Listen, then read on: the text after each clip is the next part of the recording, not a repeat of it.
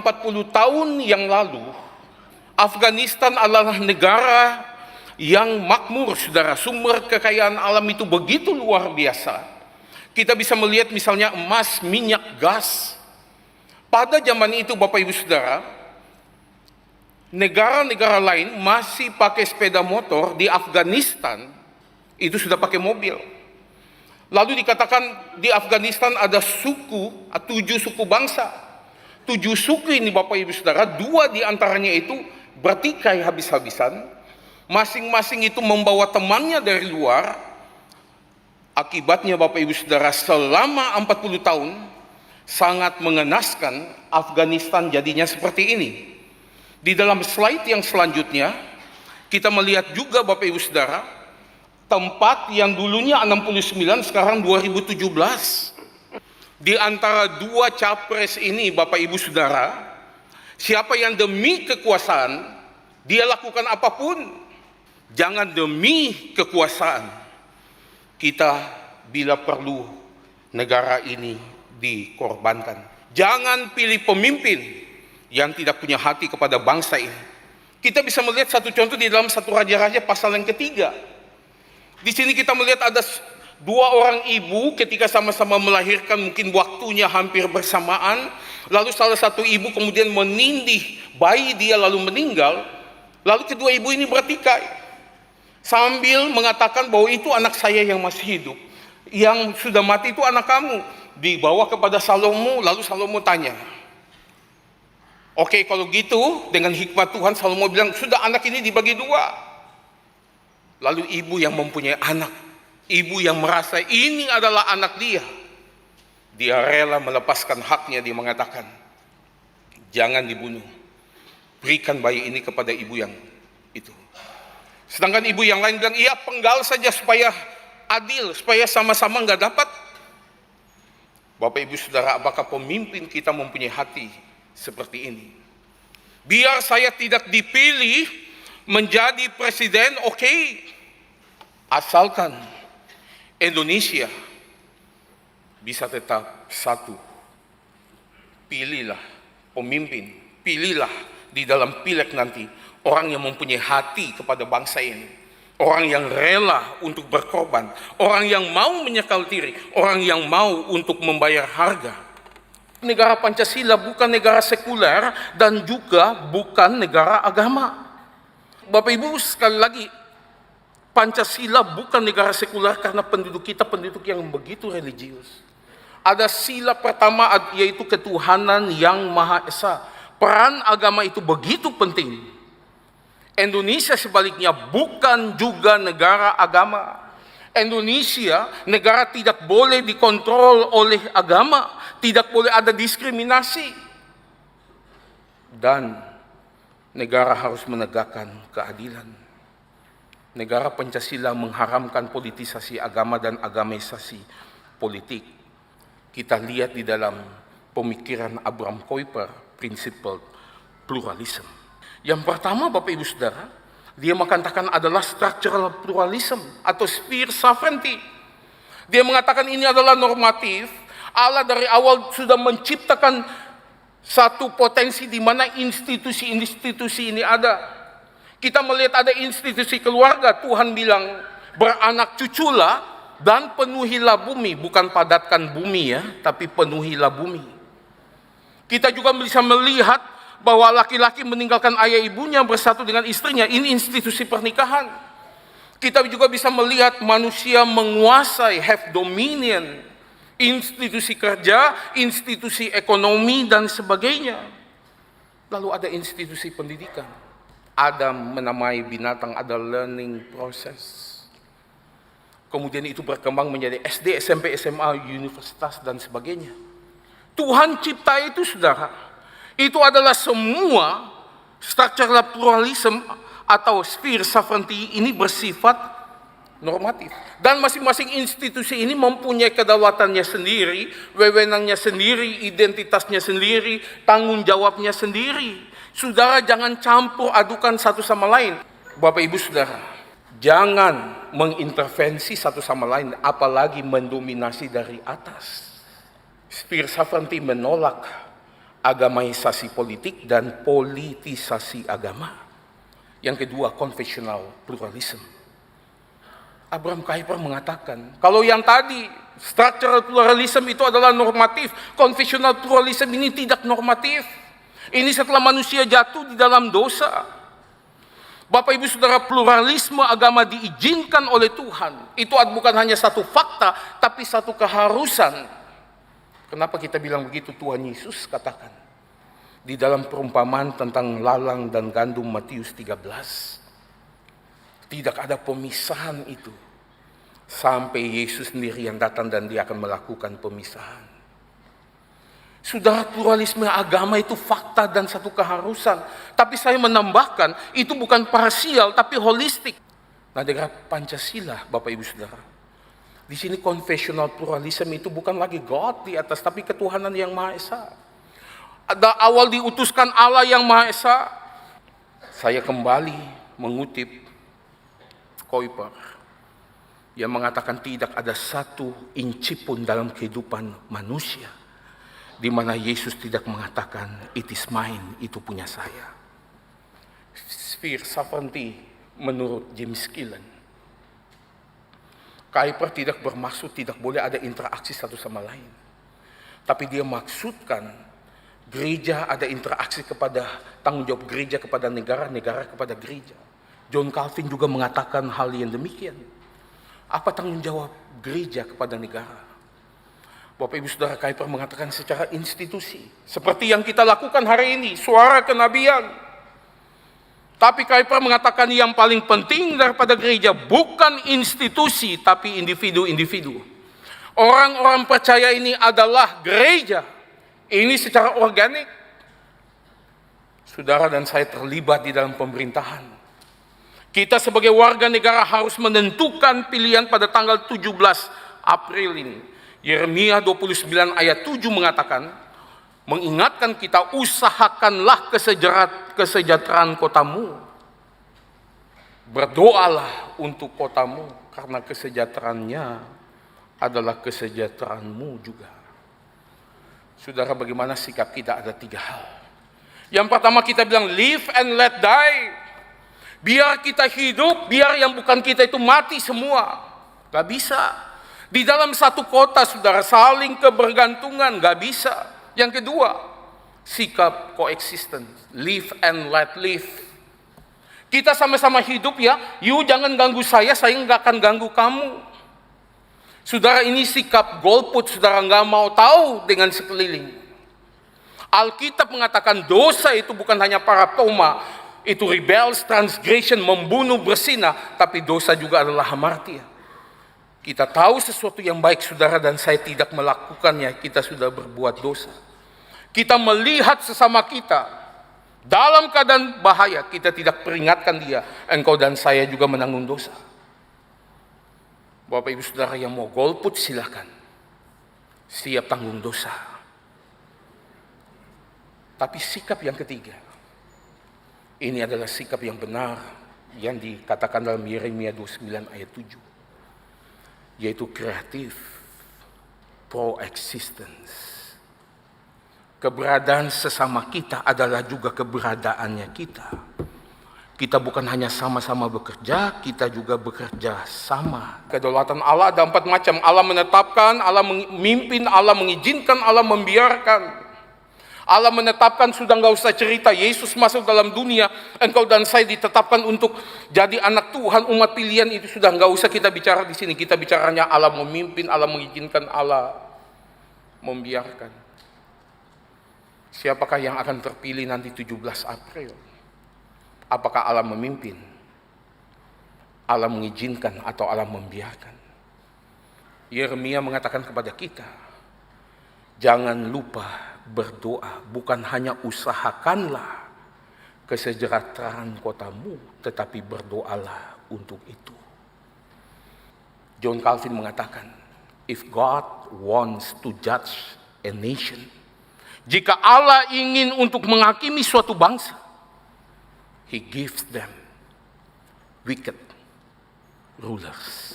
Dia memberikan kepada mereka pemimpin yang bengis. 17 April, Bapak Ibu Saudara, jangan golput, pilih sesuai dengan bimbingan Tuhan. Dan jangan lupa doa. Amin, Saudara.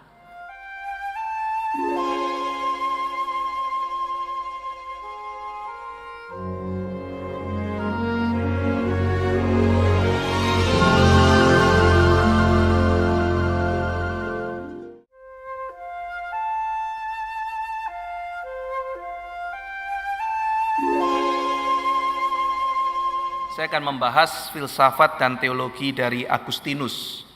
Saudara sekalian, Agustinus banyak sekali mempengaruhi pemikir-pemikir Kristen di dalam aktivitas politiknya. Kita melihat misalnya Luther, Calvin, Thomas Aquinas dipengaruhi oleh pandangan Agustinus. Di dalam abad 20, Reinhold Niebuhr sangat dipengaruhi oleh Agustinus. Waktu zaman Niebuhr, saat itu Gandhi sangat terkenal dengan pendekatan pasifismenya dia, pendekatan non-violence, tidak menggunakan kekerasan. Tetapi itu konteksnya adalah menghadapi Inggris. Jadi kalau lawannya Inggris mungkin ada hati nurani, ada tradisi Kristen dan sebagainya, mungkin masih oke. Menghadapi Hitler, ya pukul aku, dihabisin sering.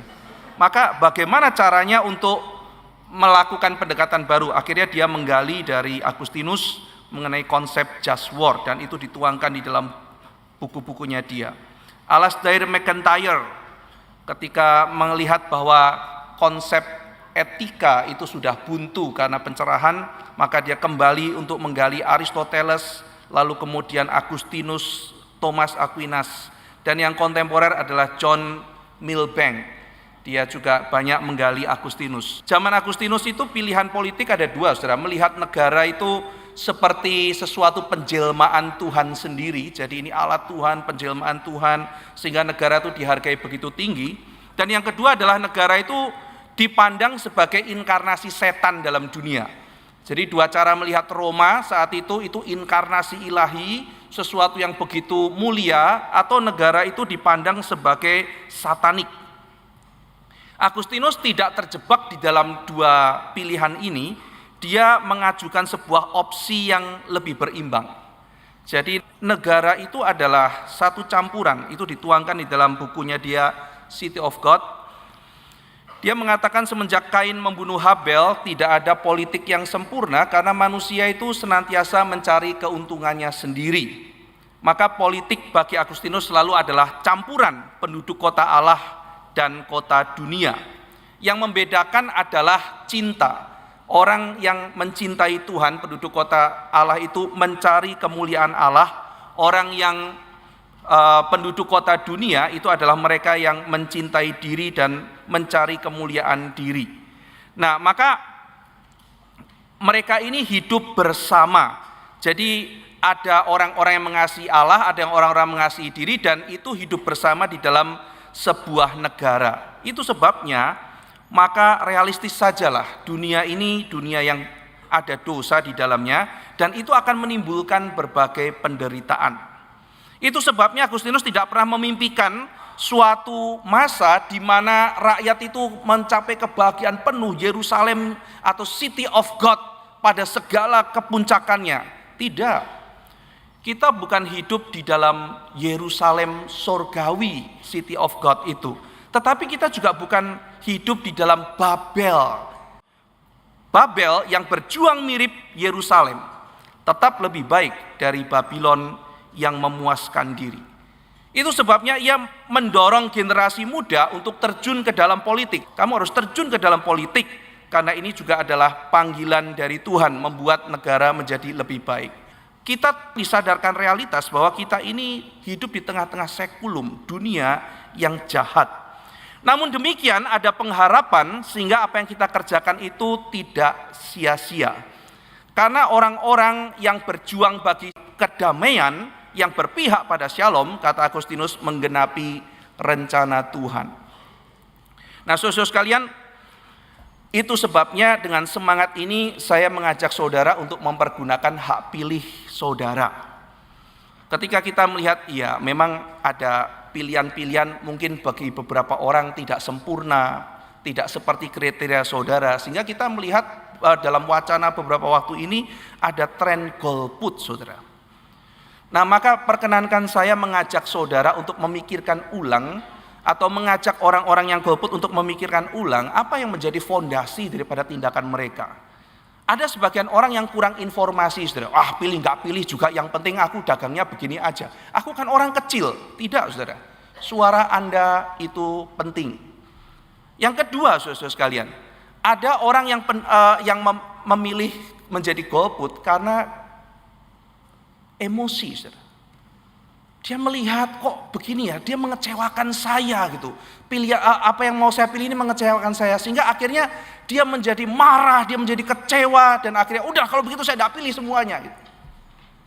Dan untuk teman-teman yang seperti ini, saudara-saudara sekalian, saya menganjurkan, yuk jangan baper. Jangan bawa perasaan ya. Kenapa, saudara-saudara sekalian? Karena kita punya tanggung jawab moral. Kalau kita memilih yang salah, kita turut bertanggung jawab. Dengan kita tidak memilih, artinya saudara juga sudah menyerahkan mekanisme itu kepada orang lain. Dan saudara juga punya tanggung jawab moral. Nah, saudara-saudara sekalian, mungkin salah satunya ada orang yang pernah diskusi dengan saya mengatakan, saya melakukan sesuatu seruan moral di dalam golput. Oke, jadi golput sebagai sebuah gerakan moral yang mungkin bisa dikaji, disamakan dengan tindakan pasif disobedience. Ada yang menyamakan dengan itu. Sesuatu ketidaktaatan sipil, sebuah ketidaktaatan sebagai sebuah bentuk protes. Tetapi kali ini berbeda, saudara. Ada dua kontestan, masing-masing memiliki kelebihan dan kekurangannya. Dan ketika saudara memilih salah satu, saudara harus memikirkan yang paling baik di antara dua kontestan ini. Dan itu akan menyebabkan, pilihan Anda akan menyebabkan terjadinya perubahan. Saya percaya, saudara sekalian, nomor satu atau nomor dua, ketika memerintah pasti akan ada dampaknya. Dan kita sebagai orang Kristen yang intelektual hidup di Jakarta harus betul-betul bertanggung jawab dan memakai kesempatan yang Tuhan berikan ini sebaik-baiknya. Mari saudara sekalian, jangan golput, jangan baper. Negara itu, kata Agustinus, harus memperjuangkan common good yang sementara di dalam dunia, temporal common good. Apa itu? Misalnya kata Agustinus, peace, ya kan, kesejahteraan juga diperjuangkan. Jadi social justice, lalu kemudian peace itu diperjuangkan. Dan untuk itu harus ada penegakan hukum, harus ada penegakan keadilan. Nah, saudara-saudara sekalian, Agustinus juga mengatakan negara bersama-sama dengan warganya itu harus mendorong warganya untuk menjadi orang yang baik. Nah, saudara, di dalam Agustinus yang menarik adalah ketika pemerintah mengusahakan ini, itu bekerja melalui gereja. Jadi gereja dan masyarakat bersama dengan pemerintah mengusahakan terbentuknya good habit dari polis. Even di dalam dark city, kata Agustinus, kita bisa mengharapkan ada perbaikan melalui pemimpin yang berkomitmen pada temporal common good. Nah, kalau di dalam konteks Indonesia, saya melihat temporal common good ini kan tercermin di dalam Pancasila. Pancasila ini sebuah ideologi tidak tertutup, pokoknya ini saya kasih kamu harus taat, tidak demikian, saudara. Tetapi Pancasila itu terbuka untuk penafsiran. Meski mempunyai orientasi dasar yang sudah dibakukan. Misalnya 5 sila itu. Jadi ada semangat dasar, tetapi kemudian implementasinya terbuka untuk didiskusikan. Dan inilah semangat para founding fathers. Pembentukan Pancasila diwarnai semangat kebersamaan, pengorbanan, dan kebesaran hati. Berdiskusi demi tercapainya hidup bersama dalam sebuah negara. Nah, saudara sekalian, kelebihannya, ini adalah sebuah cita-cita yang bersifat lentur, sehingga bisa diakomodasi pihak yang luas. Ketika saudara nanti pilih pemimpin, oke, saya tidak baper, saya mau pilih. Terus kemudian pilih apa? Oh ya, yang Pancasilais. Itu kan berjuang bagi common good kan, temporal common good kita, itu Pancasila. Nah, saudara jangan tertipu, tidak semua orang yang mengatakan Pancasilais itu betul-betul mengerti Pancasila, saudara. Maka saudara harus mengecek, seorang yang mengatakan aku ini Pancasilais dan sebagainya, kira-kira konsepnya dia tentang Pancasila itu seperti apa? Karena sangat lentur sekali. Mari kita teliti konsep Pancasilanya seperti apa. Mari kita berdoa. Bapa dalam surga, kami belajar untuk melihat kondisi politik ini secara realistis, tetapi juga optimis. Meskipun banyak hal yang tidak sempurna, tetapi biarlah kami sebagai warga negara terus berjuang untuk mencapai kebaikan bersama secara temporal dan berjuang bagi perdamaian. Terima kasih ya Tuhan untuk filsafat dan pemikiran Agustinus yang menempatkan kami di dalam satu posisi yang produktif dan bersemangat untuk memajukan negara kami meskipun ada banyak kesulitan. Terima kasih ya Tuhan, dalam nama Tuhan Yesus kami berdoa. Amin.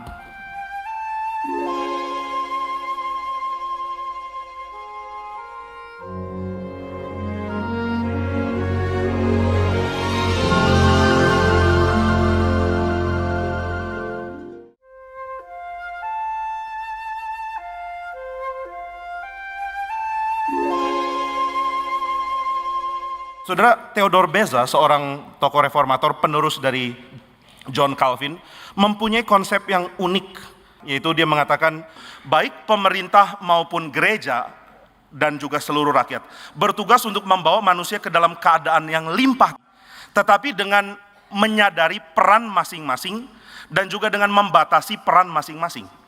Nah, ini yang nanti akan menjadi memuncak di dalam pemikiran Kuyper. Kuyper jauh lebih sistematis dan lebih jelas di dalam membedakan hal ini.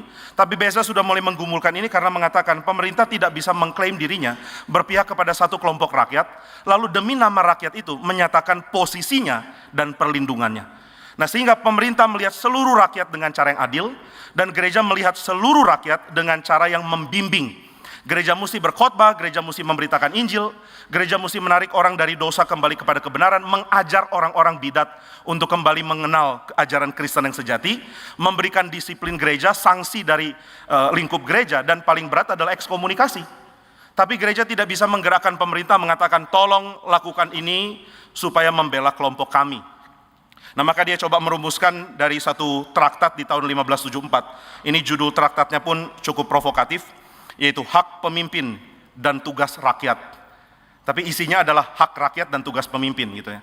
Nah, kenapa dia nggak langsung tulis hak rakyat dan tugas pemimpin? Dia takut ada lembaga sensor yang tidak mengizinkan buku ini diterbitkan di Prancis. Nah, dia melayani di Jenewa tapi dia ingin pemikiran dia masuk ke Prancis. Nah, dia sangat menekankan tujuan yang harus dicapai oleh kita semua di hadapan Tuhan, supaya manusia yang tinggal di sebuah negara itu mengalami human flourishing, mengalami kesejahteraan, kedamaian, kebaikan di dalam level yang Tuhan tuntut kepada masyarakat. Nah, maka pemerintah bertugas untuk menjalankan ini. Gimana caranya supaya keadilan bisa dijalankan? Bagaimana caranya supaya kebenaran di dalam kehidupan bersama di publik itu bisa dijalankan? Dan bagaimana supaya rakyat pun bisa melihat peran mereka di dalam saling membangun, saling mendidik, dan saling memberikan pengaruh untuk adanya human flourishing ini. Nah, dari sini saya mau tarik ke apa yang dikatakan di dalam kitab Yesaya. Di dalam kitab Yesaya, Tuhan adalah yang akan menjadi penghakim yang terakhir. Hakim terakhir bukan pemerintah, hakim terakhir bukan kuasa rakyat, dan pemerintah akan menuntut orang-orang untuk mengenal kebenarannya di dalam cara yang unik. Di dalam kitab Yesaya, Tuhan menuntut orang untuk mengenal Dia sebagai Allah yang benar. Tuhan nyatakan ini kepada Israel. Tapi ada bagian lain, di mana Tuhan menuntut orang untuk orang mengerti keadilannya dan juga kedamaian hidup di tengah-tengah kerajaan. Saudara, Tuhan tidak menyatakan penghakiman kepada Babel, Tirus, dan lain-lain karena mereka menyembah berhala saja. Mereka adalah penyembah berhala. Tapi Tuhan mengatakan, saya akan hakimi kamu, hai Raja Tirus, karena kamu meskipun ditempatkan di tempat yang begitu mewah dan mulia, tetap ingin lebih dan lebih lagi. Keserakan para raja ini yang dikritik atau juga dihakimi oleh Tuhan. Lalu pemberontakan raja-raja terhadap kebenaran Tuhan, menindas rakyat, kemudian memperlakukan hal-hal yang tidak adil. Ini juga yang jadi tujuan atau yang jadi target Tuhan waktu memberikan penghakiman. Jadi saudara, Tuhan tidak hanya menyatakan kepada para raja-raja kafir pada bangsa-bangsa lain bahwa kamu bersalah sebab kamu tidak kenal aku, tapi Tuhan menyatakan kamu bersalah karena kamu tidak menjalankan tugasmu untuk memelihara keadilan dan kebenaran di tengah-tengah rakyatmu. Jadi saudara sekalian, Tuhan menyatakan penghakimannya untuk hal yang sifatnya umum. Baik orang Kristen maupun orang bukan Kristen akan mengerti hal ini. Ada keadilan, ada kebenaran yang harus dijalankan di masyarakat, dan ini yang Tuhan akan tuntut pada akhirnya nanti. Tuhan memberikan penghakiman di dalam aspek keadilan yang juga penting untuk kita pikirkan. Nah, Tuhan mau keadilan terjadi dan Tuhan sangat serius dengan hal itu. Dan itu sebabnya seluruh orang, baik rakyat maupun pemerintah, diberikan beban untuk mengerti hal ini, beban untuk tahu apa yang Tuhan mau jalankan, dan beban untuk menjalankan keadilan Tuhan di tengah-tengah kehidupan kita. Pemerintah mesti adil dan semua warga harus adil. Pemerintah mesti menjalankan aturan yang benar dan rakyat harus menjalankannya dengan kerinduan untuk adanya kebaikan bersama bisa dilakukan di tengah-tengah kehidupan warga. Nah, sehingga saudara sekalian, waktu kita melihat kondisi politik kita saat ini, kita mulai memikirkan tentang hal ini. Kita mulai memikirkan bahwa apa yang pernah terjadi dalam sejarah akan terus-menerus potensi muncul lagi. Orang melihat pemerintah sebagai pembela kelompok tertentu, lalu kemudian menyatakan keberpihakan kepada kelompok tertentu. Orang melihat pemerintah sebagai alat satu-satunya yang sangat efektif untuk menjalankan proyek saya demi membela sekelompok tertentu. Nah, tapi saudara sekalian, Tuhan menyatakan dirinya sebagai Raja yang adil, dan Tuhan ingin pemerintahan yang adil harus terjadi di masyarakat. Dan itu yang membuat saya kembali menekankan kepada kita semua mengenai perpolitikan kita. Mari kita memikirkan tentang hal ini. Mari kita memikirkan tentang penilaian Tuhan bagi negara ini. Mari kita berpikir untuk melihat di saat ini ada tahap apa yang Tuhan mau Indonesia kerjakan untuk kedepannya boleh terjadi keadilan dan human flourishing di dalam level yang Tuhan izinkan. Kita tidak melihat bahwa pengharapan kita akan kerajaan yang sempurna itu akan terjadi setelah pemilu ini. Bukan gitu ya. Kita nggak pernah mengatakan bahwa setelah 2019 tiba-tiba sorga turun karena lewat presiden yang baru terpilih ini. Sudah, kita pilih presiden, bukan pilih Mesias. Kita nggak memilih lagi Kristus. Kristus sudah dipilih oleh Tuhan. Dia sudah diangkat oleh Tuhan sendiri. Nah, tapi kita tidak ingin negara ini menjadi makin brutal dan rusak dan makin menunjukkan ketidakadilan. Kita ingin ada pengharapan. Ini tema yang tadi juga sudah dibagikan. Kita ingin ada hal yang lebih baik. Kita tidak ingin jadi kaum utopian ya. Tuhan ingin adanya progres. Kita makin mengerti keadilan, makin mengerti kebenaran, makin belajar tentang Tuhan, dan makin belajar untuk melihat gimana masyarakat yang baik itu diadakan, diperjuangkan, di tengah keadaan yang tidak ideal ini. Tapi di sisi yang lain kita juga tidak mau jadi fatalis. Fatalis yang menerima, oh ya kalau sudah begini ya begini. Kalau memang pemerintah itu jelek nggak apa-apa, kita kan berharap pada kedatangan Tuhan yang kedua kali. Akhirnya orang menghindarkan diri dari keharusan untuk memilih, atau keharusan untuk memperjuangkan kebenaran Tuhan di tempat ini. Kita mulai berpikir bahwa Indonesia memang hopeless kok. Dari dulu tidak ada harapan, sekarang juga enggak. Apalagi dari dulu kita terbiasa untuk menghina negara kita ya. Ya semoga kita enggak lakukan itu ya. Tapi biasanya orang mengatakan, kan Indonesia. Prestasi apa sih yang kita banggakan? Sepak bolanya payah. Sempat oke, tapi ya enggak tahulah. Lalu saudara mengatakan secara ekonomi juga payah, dan ini payah, itu payah. Jadi kita terbiasa untuk menegasikan negara kita sendiri. Nah, tapi saudara, kita juga enggak berharap bahwa nanti setelah pemilu semua akan baik. Nanti singa akan berbaring dengan sapi, kemudian anak-anak akan main dengan ular beludak, dan tidak ada yang akan kecelakaan. Itu naifnya bukan main ya. Nah, jadi saudara sekalian, ada dua jenis naif. Yang pertama adalah mengharap Kristus datang lewat pilpres. Yang kedua adalah mengharapkan supaya Tuhan datang dan negara ini mau kemana kita nggak peduli. Nah, itu bukan yang dinyatakan di dalam Yesaya. Yesaya menekankan keseriusan Tuhan untuk menuntut bahkan rakyat. Kamu lakukan apa untuk negaramu jadi lebih baik? Kamu lakukan apa supaya human flourishing, keadilan, kebenaran, dan juga kehidupan yang limpah itu bisa diusahakan di negaramu? Apa yang kamu lakukan untuk kemanusiaan? Apa yang membuat kamu memanusiakan sesamamu? Apa yang kamu lakukan supaya ada pemerintahan yang baik? Dan saudara, di dalam buku yang tadi saya singgung, Beza mengatakan baik pemerintah maupun rakyat itu seperti dua orang pasangan, dua orang yang berpasangan di hadapan Tuhan, berjanji untuk menjalankan keadaan yang lebih baik. Rakyat mesti bersuara supaya pemerintah bisa mendengar. Pemerintah mesti memperjuangkan seluruh rakyat untuk bisa bertumbuh di dalam human flourishing tadi, di dalam keadaan yang baik yang Tuhan inginkan terjadi. Nah, dari sini kita mengerti bahwa kita berharap Tuhan berkenan, beranugerah, memberikan pengertian kemanusiaan yang baik bagi negara kita, dan memberikan kepada kita kedewasaan untuk melihat kemanusiaan yang baik itu seperti apa sih. Kalau kita sudah terlalu lama melihat pemimpin yang serakah, pemimpin yang menjalankan asas ekonomi kekeluargaan dan lain-lain, lalu kita berharap adanya orang yang lain dari itu. Kita berharap adanya orang yang mempunyai kesadaran akan hal ini, kesadaran akan kehidupan yang baik, keadilan dalam keuangan, kesederhanaan, dan lain-lain. Dan waktu pemimpin seperti ini muncul, kita tahu bahwa kita bertanggung jawab untuk berbagian di dalam pekerjaan besar yang Tuhan mau lakukan. Tuhan bangkitkan raja atau pemimpin, lalu rakyat Tuhan gerakkan, baru bisa terjadi kebaikan. Nah, tapi kalau pemimpin gagal melakukan perannya, lalu rakyat juga gagal melakukan perannya, Yesaya 24 mengatakan Tuhan akan menghakimi. Nah, jadi hal yang pertama yang saya ingin bagikan, saya simpulkan, adalah bahwa Tuhan mempunyai tujuan kenapa manusia ada di tengah-tengah bangsa, yaitu human flourishing tadi. Baik dalam mengenal Tuhan maupun kehidupan yang lebih baik. Dan ini harus diperjuangkan oleh kita semua. Pemerintah dengan bagiannya dan gereja dengan bagiannya. Gereja memberitakan Injil, mengajarkan tentang ajaran yang benar, dan pemerintah harus memberikan perlindungan di dalam public space untuk gereja menjalankan itu tanpa mengambil hak dari orang lain untuk hidup di public space ini. Lalu orang-orang Kristen bekerja untuk membawa human flourishing, kebaikan bagi kemanusiaan di dalam pendidikan ajaran Alkitab yang benar dan juga mendidik orang untuk mengenal Kristus. Bagaimana dengan pemerintah? Kita berharap pemerintah melakukan bagiannya di dalam keadilan dan kehidupan bersama bersama baik untuk umat Tuhan maupun untuk orang-orang lain di tengah-tengah negara ini. Dan kalau itu yang kita mau perjuangkan bersama-sama, maka kita akan terus berharap Tuhan memimpin, Tuhan memberikan pemimpin yang benar, dan kita boleh berbagian di dalam peran yang Tuhan percayakan kepada kita. Saudara, kita semua punya peran ini baik di dalam kehidupan sehari-hari kita, saudara sebagai pekerja di satu tempat atau sebagai pemimpin di lembaga apapun itu. Dan salah satu bagian yang sangat penting yang diperjuangkan oleh begitu banyak orang di dalam sejarah reformasi adalah kemungkinan untuk mengambil kuasa atau kepemimpinan lewat alam demokrasi, lewat pemilihan misalnya.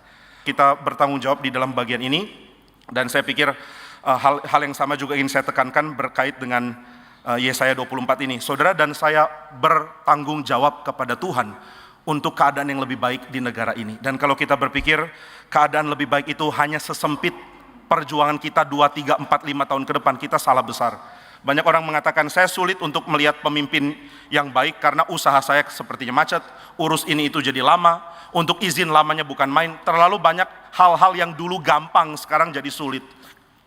Kalau bisa kembali ke dulu deh supaya bisnis saya lebih lancar. Nah, maka saudara tidak sedang mengejar human flourishing, saudara tidak sedang mengejar kebaikan di dalam versi Tuhan. Saudara sedang mengejar aspek yang sangat pragmatis, yaitu gimana bisnis saya oke, bagaimana keadaan saya baik.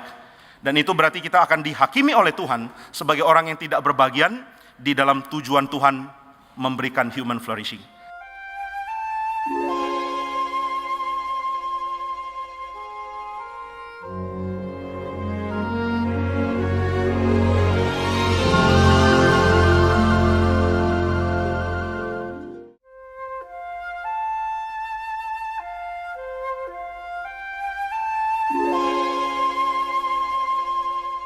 Saudara, saya mulai dengan mengajak saudara membaca Roma pasal ke-13 ayat pertama sampai dengan kelima.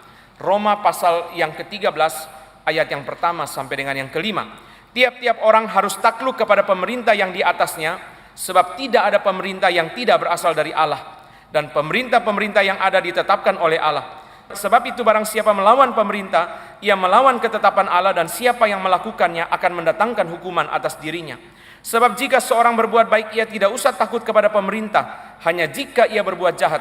Maukah kamu hidup tanpa takut terhadap pemerintah? Perbuatlah apa yang baik dan kamu akan beroleh pujian daripadanya. Karena pemerintah adalah hamba Allah untuk kebaikanmu. Tetapi jika engkau berbuat jahat, takutlah akan dia, karena tidak percuma pemerintah menyandang pedang. Pemerintah adalah hamba Allah untuk membalaskan murka Allah atas mereka yang berbuat jahat. Sebab itu perlu kita menaklukkan diri, bukan saja oleh karena kemurkaan Allah, tetapi juga oleh karena suara hati kita. Ada dua istilah Yunani yang penting di dalam teks ini. Istilah Yunani yang pertama adalah exousia. Exousia berarti otoritas. Exousia berarti hak. 4 kali muncul istilah ini di dalam teks ini. Hak, otoritas, pemerintah berasal dari Tuhan. Istilah yang kedua yang penting di dalam teks ini adalah diakonos. Diakonos artinya pelayan, yang kemudian dipakai dalam gereja sebagai diaken. 2 kali muncul istilah diakonos dipakai untuk pemerintah di dalam bagian ini. Saudara, pemerintah menerima otoritas, menerima mandat dari Tuhan. Kita heran sebenarnya, ketika Tuhan mencipta manusia, Tuhan tidak mengatur manusia untuk berelasi memimpin manusia yang lain. Di dalam Kejadian pasal yang kedua dikatakan Tuhan menjadikan seorang penolong, seorang helper, relasi tolong menolong, relasi persaudaraan, relasi tolong menolong. Itulah yang Tuhan tetapkan sejak Kejadian pasal yang kedua. Tetapi mengapa kemudian kita melihat ada relasi memimpin satu dengan yang lain? bahkan terus di dalam efek daripada dosa menuju kepada relasi penguasaan satu dengan yang lain. Kita melihat di sini di dalam firman Tuhan mengatakan kepada kita, Tuhan memberi otoritas, memberi hak kepada pemerintah untuk memimpin. Itu sebabnya dia bilang takluklah kepada pemerintah, sebab pemerintah menerima otoritas dari Tuhan. Istilah yang kedua adalah istilah diakonos. Diakonos hamba, istilah yang begitu agung, istilah yang begitu bagus, yang dipakai untuk Tuhan Yesus, yang dipakai untuk Paulus, yang dipakai untuk Epafras, yang dipakai untuk begitu banyak hamba Tuhan di dalam perjanjian baru. Sekarang istilah ini 2 kali dipakai untuk pemerintah. Ayat yang keempat, pemerintah adalah hamba Allah, pemerintah adalah diakonos. Apa artinya diakonos? Kita juga mengenal istilah yang lain, doulos. Kita juga mengenal istilah yang lain, doulos. Lalu kita bertanya apa bedanya pemerintah sebagai hamba Allah, doulos, diakonos, dan juga dengan doulos. Knox Chamberlain, seorang ahli perjanjian baru, mengatakan doulos dan diakonos itu beda. Doulos itu menekankan ketaatan, diakonos menekankan kerepotan. Pemerintah adalah hamba Allah, adalah diakonos Allah. Belum pernah kita baca di Alkitab tabib dibilang hamba Allah, meskipun dokter begitu mulia. Belum pernah kita baca juga di Alkitab dikatakan guru hamba Allah, meskipun guru begitu mulia. Calvin mengatakan pemerintah mempunyai tanggung jawab, double responsibility, tanggung jawab double bukan hanya kepada Tuhan, tetapi juga kepada masyarakat. Dari mana kita mempunyai dasar teologi mengatakan pemerintah itu bertanggung jawab kepada masyarakat? Karena ayat ini. Satu sisi berkata pemerintah terima mandat dari Tuhan, terima otoritas dari Tuhan. Itu sebabnya pemerintah harus bertanggung jawab kepada Tuhan. Tapi sisi yang lain, pemerintah itu juga diadakan sebagai hamba Allah untuk masyarakat. Pemerintah mempunyai hutang, Calvin pakai istilah ini, untuk masyarakat. Pemerintah berhutang untuk sesuatu bagi kebaikan masyarakat. Maka saudara sekalian, kita nggak usah heran kalau presiden-presiden kita begitu naik ganteng sekali, begitu turun mukanya tua sekali, saudara. Kenapa? Stres. Itu wajar, memang dia repot, kurang tidur, saudara. Jadi kalau pejabat itu saudara kurang tidur, itu memang wajar. Karena dia diakonos. Diakonos itu berarti repot, pelayan yang repot, dia harus mengerjakan, harus menanggung begitu banyak tugas, menanggung begitu banyak pekerjaan. Saudara sekalian, maka tanggung jawab kepada Tuhan, tanggung jawab kepada masyarakat. Boleh kita lihat saudara misalnya di dalam bagian apa saudara, tanggung jawab kepada Tuhan bisa kita katakan di dalam hal saudara bahwa politik dan pemerintahan juga seharusnya memperjuangkan yang namanya kebenaran. Kebenaran. Politik, pemerintah juga mempunyai tanggung jawab untuk memperjuangkan kebenaran. Karena kita percaya the Holy Spirit, ini kalimat Calvin, is the sole fountain of the truth. Roh Kudus adalah satu-satunya sumber kebenaran. Tidak ada kebenaran lain datang daripada Tuhan. Setan tidak ada kebenaran. Itu jelas Yesus katakan dalam Yohanes pasal ke-8. Setan tidak mengucapkan kebenaran, di dalamnya tidak ada kebenaran sama sekali, dan setan berkata dusta, dan setan adalah bapa segala dusta.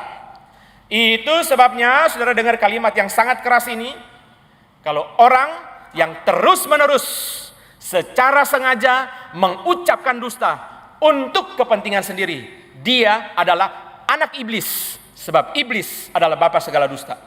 Saya ulang kalimat ini ya.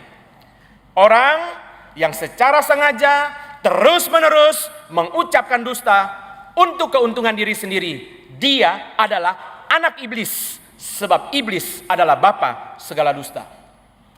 Pemerintah punya tanggung jawab bicarakan kebenaran. Politisi mempunyai tanggung jawab memperjuangkan kebenaran. Dunia ekonomi dan dunia politik itu dianggap sebagai the world of lie. Saudara, maka orang Kristen masuk ke situ untuk apa? Memperjuangkan kebenaran. Nah, saudara, tugas utama pemerintah boleh kita bagi 2 di dalam pemikiran Calvin, saudara. Bagian pertama yang ini akan dikritik oleh Kuyper di belakangan, saudara. Bagi Calvin, pemerintah punya tugas mempertahankan ajaran yang benar. Ini Kuyper tidak setuju. Bagi Calvin, pemerintah punya tugas mempertahankan ajaran yang benar supaya gereja yang benar bisa berkhotbah, bisa ada KKR, bisa ada penginjilan, bisa ada kebaktian. Itu tugas negara. Lalu kemudian ini nanti efeknya dari pemikiran ini, negara membasmi semua yang ajarannya tidak benar. Calvin, pemikiran ini kemudian akan direvisi oleh Kuyper di belakangan, saudara. Kuyper mengatakan begini, Kristus Raja. Kita pegang ini dulu. Kalau Kristus itu adalah Raja, berarti siapapun yang berlaku seperti Kristus, dia ingin menguasai segala sesuatu, harus kita gugat. Itu kata Kuyper. Hanya Kristus Raja. Jadi kalau saudara sekalian ada pemimpin yang akan menjadi saudara tirani, kita mesti lawan. Mesti lawan, saudara. Kenapa? Dia tidak boleh merebut tempat Kristus. Itu hanya boleh Kristus. Lalu Kuyper berkata, saudara, yang akan bikin semua manusia bertekuk lutut, mengaku Yesus Tuhan, yang akan membuat semua manusia bertekuk lutut, harus menyembah Tuhan. Kuyper berkata, itu nanti terjadi di kedatangan kedua, eskatologi, eschatological prerogative of Christ as the King. Tapi tugas pemerintah yang kedua, kita kembali kepada Calvin, tugas pemerintah yang kedua kata Calvin, saudara, pemerintah punya tugas untuk mempromosikan kedamaian, ketenangan, supaya manusia bisa bernapas, makan, minum, tenang, hangat, damai. Dia punya properti dengan benar dan aman. Kalau saudara terima telepon di pinggir jalan, tidak ada yang rebut telepon saudara. Saudara bisa duduk di pinggir jalan, makan di rumah makan, sampai pagi nggak ada yang ganggu. Itu tugas pemerintah. Pemerintah punya tugas, bereskan saudara. Kalau tidak apa, saudara, terjadinya anarki. Ini kritik Calvin kepada anarki. Calvin berkata anarki itu seperti tikus di dalam jerami. Saudara tahu tikus dalam jerami itu, saudara, dia sudah masuk obrak-abrik. Bagi saya, saudara, anarki punya prinsip itu adalah I am the law. Golput pada tataran tertentu bisa jadi anarki. Kenapa? Bagaimana mengertinya? Saudara, kalau kita pergi ke rumah makan, semua orang pesan menurut selera masing-masing. Lalu ada beberapa orang bilang, saya terserah, makan sembarang. Lalu saudara, padahal orang ini paling benci makan nasi sama lele goreng. Umpama dia paling benci. Lalu saudara, karena dia bilang terserah, maka orang yang pilih buat dia. Orang yang pilih buat dia, saudara, akhirnya datangnya apa, saudara? Datangnya dia dapat makanannya nasi dan lele goreng. Hal yang paling dia benci. Akhirnya realitas yang pahit itu harus dia tanggung. Akibat apa? Membiarkan orang memilih buat dia. Maka golput itu, saudara, pada tataran tertentu bisa menghasilkan kekacauan. Bisa menghasilkan anarki, saudara. Kenapa, saudara? Siapa yang pilih? Kita biarkan, lalu siapa yang pilih, saudara sekalian? Itu bahaya, kita biarkan siapa yang pilih. Biarkan siapa yang pilih, saudara. Ada titik di mana kita harus pegang. Karena itu bicara soal authority. Seorang teolog berkata, usahakanlah kesejahteraan itu bicara soal critical engagement. Keterlibatan yang kritis. Maka saudara-saudara konsennya jangan hanya capres. Saudara juga ingat, saudara, caleg itu, saudara mesti Google dulu, cari tahu dia siapa. Karena critical engagement, saudara. Jadi saudara bukan nyoblos langsung coblos saja siapa, bukan, saudara. Kita punya demokrasi, nggak boleh kita lihat gambar siapa terakhir. Kita ingat kita bawa dia ke bilik suara, itu tidak benar, saudara. Keterlibatan orang Kristen dalam pemerintahan, dalam politik itu critical engagement. Karena itu kita mesti mengetahui. Kita mesti cek, ini DPD DKI berapa banyak orang, siapa yang akan saya coblos. Saudara pelajari, saudara. Sekarang ada internet, kita bisa pelajari. Supaya kita mempunyai, saudara, bukan emotional loyalty, tetapi rational loyalty. Ini menciptakan pemilih yang cerdas.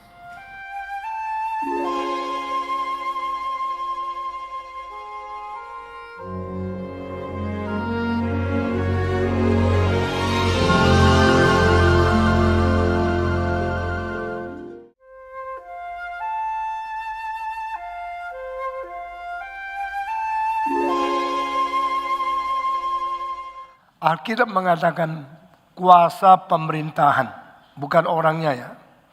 Kuasa pemerintahan itu ditetapkan oleh Tuhan. Dan Tuhan memberikan kuasa ini kepada pemerintah sebagai wakil Tuhan. 2 kali dipakai istilah hambanya Allah. Pemerintah adalah hambanya Allah. Dan diberikan 3 kuasa dari surga kepada orang yang ditugaskan sebagai pemerintah. Pertama, kuasa hukum. Kedua, kuasa militer, dan ketiga, kuasa ekonomi. Barang siapa yang menjalankan tugas sebagai pemerintah, kalau bisa mempergunakan tiga kuasa ini dengan sebaiknya, mereka adalah hamba Tuhan yang baik. Nah, ini pedoman supaya kita mengetahui harus pilih yang mana. Jikalau pemerintah melakukan kuasa sebagai hamba Tuhan di dunia ini, ikut menjalankan tugas pemerintahan Tuhan atas umat manusia yang diciptakan, entah dia Kristen, entah dia ateis, entah dia Islam, entah dia sekular, pokoknya manusia yang dicipta menurut peta teladan Allah, harus ada orang yang memerintah mereka dengan baik dan sebagai hamba Allah. Tiga kuasa ini penting. Kuasa hukum untuk apa? Untuk melaksanakan keadilan. Kuasa militer untuk apa? Untuk menjaga keamanan. Dan kuasa ekonomi untuk apa? Untuk mengatur sumber daya dan ekonomi di dalam membahagiakan rakyat. Barang siapa melakukan kuasa-kuasa ini dan dengan mempergunakan kuasa-kuasa yang diberikan Tuhan, membuat dunia lebih tertib, dunia lebih suci dan adil, dan dunia lebih kaya dan cukup, itu pemerintah yang baik. Kenapa pemerintah boleh menerima pajak? Karena pemerintah diberi hak untuk mengelola keuangan, kekayaan, sumber daya alam yang menjadi bekal dan modal untuk menjalankan semua tugas. Dengan demikian, dari tiga kuasa yang diberikan oleh Tuhan kepada pemerintah, kita menilai siapa yang harus kita pilih. Hak untuk memilih diberikan oleh Tuhan di dalam kitab suci. Demokrasi disetujui oleh Tuhan semenjak perjanjian lama. Engkau bilang, saya kenapa baca tidak pernah mengetahui ini? Alkitab tidak katakan ada hak pemilihan, ada demokrasi. Pada waktu Israel minta raja, pada waktu itu Tuhan sudah raja mereka. Kalau Tuhan sudah menjadi raja mereka, sudah ada teokrasi, sudah cukup. Kenapa mereka minta raja? Minta sama seperti bangsa yang lain. Kebodohan mereka. Bangsa lain yang tidak ada Tuhan. Bangsa lain yang tidak ada teokrasi. Mereka sudah diperintahkan oleh Tuhan, Sang Pencipta langit dan bumi, dan Sang memimpin mereka keluar daripada kekerasan dan penindasan dari Firaun. Tuhan sudah begitu baik menghadapi mereka. Mereka masih tidak puas. Mereka mau seperti bangsa-bangsa lain di Kanaan, mempunyai raja. Di sini kita melihat kebodohan umat Tuhan yang ikut-ikut dunia dan tidak sadar apa yang sudah mereka miliki sebagai anugerah Tuhan yang jauh lebih daripada bangsa-bangsa lain. Samuel berkata dengan nangis, Tuhan, umatmu tidak mau kamu, mereka meminta raja. Tuhan tidak menjawab, hancurkan mereka, bunuh mereka, hakimi mereka, karena mereka mau melanggar saya. Tidak, Tuhan mengatakan, turutilah mereka. Nah, ini membuktikan Tuhan menghargai suara rakyat. Tuhan mengizinkan demokrasi. Di dalam kitab suci Tuhan yang mengizinkan apa permintaan rakyat, yaitu hak asasi manusia di dalam hal berpolitik. Tuhan bilang silakan, hargai, jangan marahin mereka, jangan bunuh mereka. Kasihlah mereka kebebasan, kasihlah mereka memilih. Kalau mereka mau raja, silakan. Berarti hak politik yang diminta oleh manusia, Tuhan menghargai, Tuhan menghormati dan mereka akhirnya memakai hak itu untuk memilih, dan ini pertama kali pemilihan umum. Yang dipilih adalah dasarnya seorang yang gagah besar karena pemimpin perlu kuasa. Dan waktu itu yang mereka bisa lihat bukan dari kacamata Tuhan, dari kacamata manusia yang berdosa. Saul yang paling besar satu kepala dari orang lain. Ini paling cocok dari presiden. Ini paling cocok dari pemimpin kita. Nah, itu namanya demokrasi sudah berwujud. Sudah berwujud, Tuhan kirim Goliat yang 3 kepala lebih besar untuk mengasih tahu sama orang Israel, yang kau pilih bukan yang terbaik. Ini semua sangat ironis dan Tuhan sangat humor. Manusia main-main sama Tuhan. Tuhan berkata, oke, you mempermainkan diri. You memakai hak pilih untuk mendapatkan seorang yang kepalanya 1 lebih tinggi dari orang lain. Saya mengirim Goliat yang kepalanya 3 lebih tinggi dari orang lain untuk memberitahu yang kau pilih itu salah. Saudara harus mempunyai kecerdasan, mempunyai prinsip, dan mempunyai waspada dan kepekaan untuk mengetahui lebih mencintai negara yang mana, lebih bijaksana yang mana. Siapa yang bisa lebih baik mempergunakan senjata untuk pertahanan negara, untuk menghakimi orang berdosa, dan untuk memberikan sejahtera kepada seluruh rakyat. Engkau harus hati-hati memilih. Siapa yang bisa memperbaiki ekonomi, menangkap orang-orang yang korupsi, dan memperdayakan sumber daya, menggali kekayaan, dan mempergunakan uang dengan sebijaksana mungkin di dalam membangun baik struktur infrastruktur dan membahagiakan seluruh negara. Engkau harus mengetahui. Nah, itu sebab saya akan akhiri mengatakan demokrasi perlu apa? Hak asasi harus mempunyai syarat apa?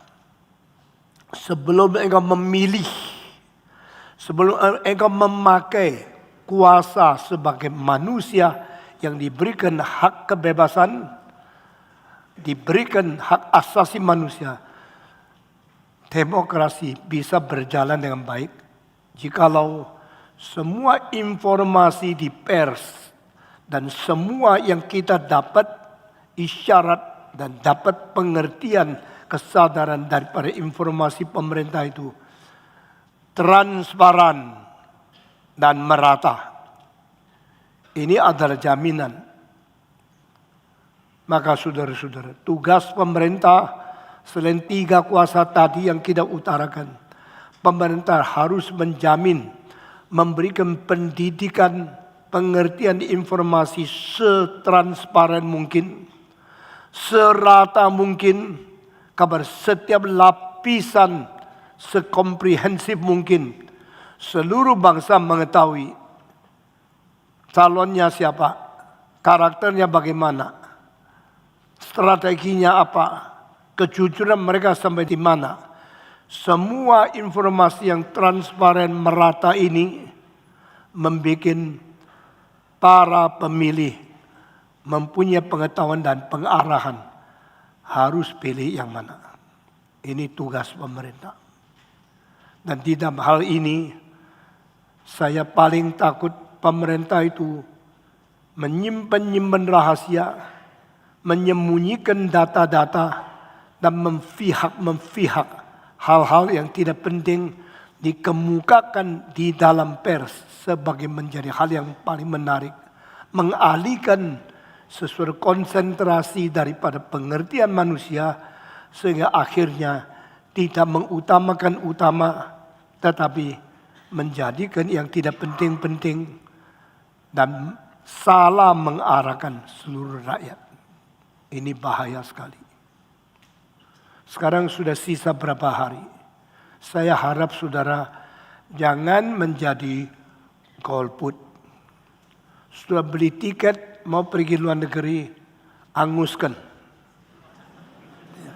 Sudah rencana mau pergi Tamasya, berhentikan rencana.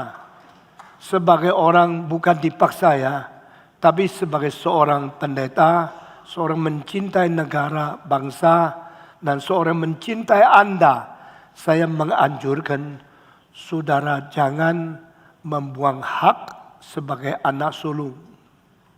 Pakailah hakmu mencintai negaramu, pakailah hakmu memilih orang. Engkau bilang, tua-tuanya tidak bagus, saya lebih baik dah pilih. Itu kalau dalam pernikahan boleh. Engkau dah mau pilih karena dah calon bagus. Tak ada calon bagus, engkau dah mau nikah, silakan. Tapi di dalam bernegara, tidak ada kebebasan untuk terlalu bebas, tidak memilih. Kalau di antara dua orang yang dipilih dua-dua tidak bagus, pilih yang lebih bagus sedikit. Yang lebih kurang jahat sedikit. Dengan demikian, the less evil one you should choose. Demi kemuliaan Tuhan Allah. Kalau engkau tidak memakai hak pilih, engkau golput, engkau menyerahkan hak, engkau telah dipakai iblis. Sehingga yang lebih jahat menang, yang kurang jahat dan menang, Indonesia akan lebih jelek, lebih rusak, lebih tidak adil, lebih tidak jujur, lebih tidak damai, lebih tidak makmur. Pemerintah itu adalah hamba Tuhan. Adakah orang sempurna menjadi hamba Tuhan? Tidak ada. Daud yang paling berkenan kepada mata Tuhan pun pernah berzina. Apakah dia berhak dipilih? Dia kurang hak. Orang-orang paling baik di dunia ini semua ada kelemahannya. Tetapi karena dosa manusia perlu ada pemerintah. Maka orang berdosa yang memerintah pun diizinkan oleh Tuhan. Jangan jadi perfeksionis. Perfeksionis yaitu apa-apapun mau sempurna. Kalau tidak sempurna dia tidak mau. Kalau tidak ada orang sempurna dia tidak mau nikah. Kalau tidak ada pemerintah sempurna dia tidak mau pilih. Itu tidak benar. Tidak ada perfeksionis yang bisa memberi sumbangsi kepada masyarakat. Tidak ada perfection man yang bisa dipilih jadi presiden. Itu sebab bagaimanapun negara perlu pemerintah. Kalimat Calvin, pemerintah yang paling jelek tetap lebih baik daripada tidak ada pemerintah. Kenapa kita setuju kalimat ini? Kalau anarki, kalau tidak ada pemerintah, orang jahat yang akan sewenang-wenang melakukan kejahatan karena mengetahui tidak ada yang menghukum. Saya sendiri percaya ini membuktikan Tuhan masih campur tangan di dalam urusan politik manusia. Tuhan masih intervensi kebahagiaan seluruh umat manusia. Jatuhnya Hitler, kalahnya Hirohito, musnahnya Jerman, Itali, dan akhirnya orang-orang Yahudi yang satu-satunya bisa bikin bom atom di Jerman. Tidak menjadi berkat bagi Jerman, tapi menjadikan Jerman harus kalah karena Einstein pindah dari Jerman pergi Amerika.